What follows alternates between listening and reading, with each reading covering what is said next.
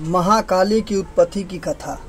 दोस्तों, वीडियो थोड़ी लंबी होगी, लेकिन यकीनन यह प्रेरणादायक कहानी है जो आप लोगों को पूरा एक बार जरूर सुनना चाहिए।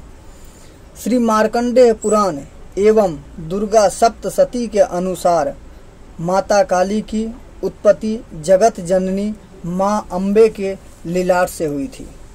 कथा के अनुसार शुंभ निशुंभ दैत्यों के आतंक का प्रकोप इस कारण बढ़ चुका था कि उन्होंने अपने बल, छल एवं महाबली असुरों द्वारा देवराज इंद्र सहित अन्य समस्त देवता गणों को निष्कासित कर स्वयं उनके स्थान पर आकर उन्हें प्राण रक्षा हेतु भटकने के लिए छोड़ दिया था।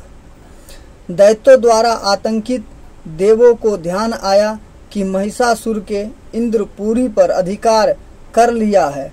तब दुर्गा ने ही उनकी मदद की थी।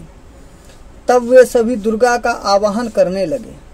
उनके इस प्रकार आवाहन से देवी प्रकट हुई एवं शुंभ निशुंभ के अति शक्तिशाली असुर चंड मुंड दोनों का एक घमासान युद्ध में नाश कर दिया।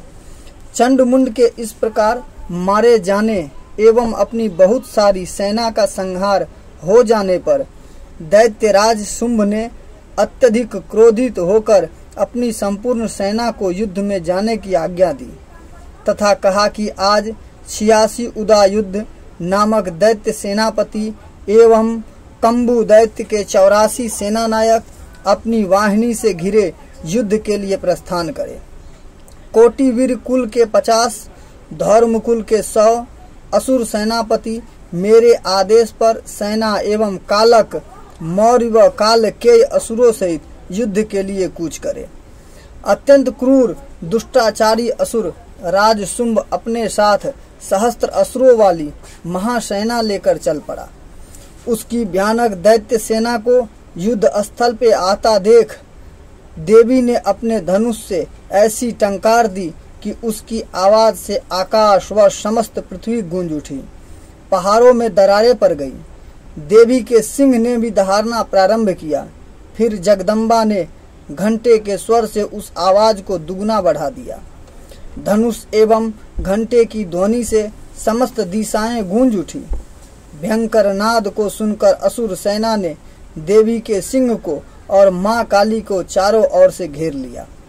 तदंतर असुरों के संहार एवं देवगणों के कष्ट निवारण हेतु परमपिता ब्रह्मा जी, विष्णु जी, महेश, कार्तिकेय, इंद्र आदि देवी की शक्तियों ने रूप में धारण कर लिए एवं समस्त देव के शरीर से अनंत शक्तियां निकलकर अपने पराक्रम एवं बल के साथ माँ दुर्गा के पास चली गई।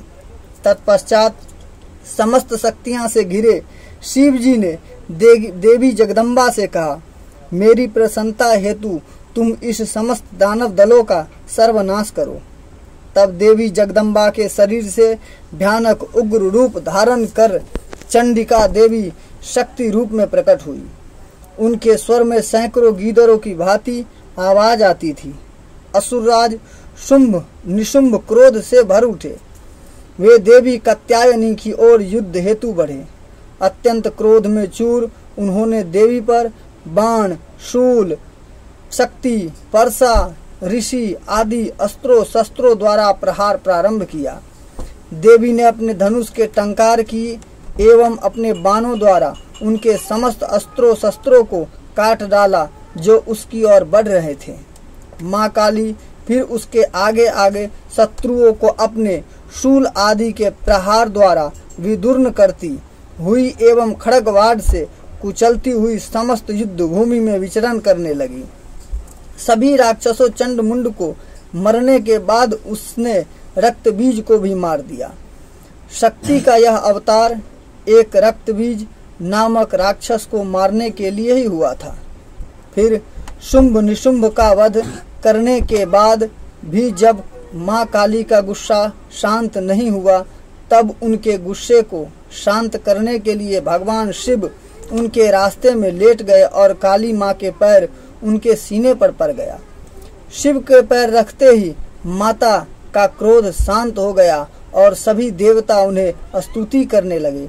सवारूढ़ा महाभीमा घोरद्रष्टां सन्मुखीं चतुर्भुजां खड्गमुण्डवराभ्य करां शिवां मुण्डमालाधरां देवी ललजिहां दिगम्बरां एव सञ्चितयेत कालीं शमशानालयवासिनी मम।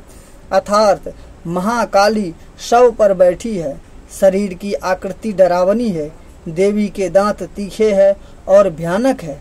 ऐसे में महाभयानक रूप वाली हंसती हुई मुद्रा में है।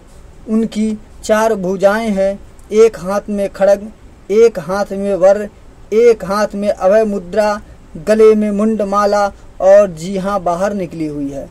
वह सर्वथा नग्न है। वह शमशान वासिनी है, शमशान ही उसकी आवास भूमि है। उसकी उपासना में संप्रदायगत भेद है। शमशान काली की उपासना दीक्षा गम्य है, जो किसी अनुभवी गुरु से दीक्षा लेकर के ही करना चाहिए। देवी की साधना दुर्लभ है। सर्वमंगल मांगल्ये शिवे सर्वार्थ साधिके शरण्ये त्र्यंबके गौरी नारायणी नमस्तुते। दोस्तों, उम्मीद करता हूँ कि यह वीडियो आप लोगों को अच्छी लगी होगी। ऐसे ही रोचक जानकारी और नए नए कहानी के लिए हमारे चैनल को सब्सक्राइब, लाइक और शेयर करें। मिलेंगे आप लोगों से नेक्स्ट कहानी में। तब तक के लिए बाय बाय, टेक केयर, अपना ख्याल रखें।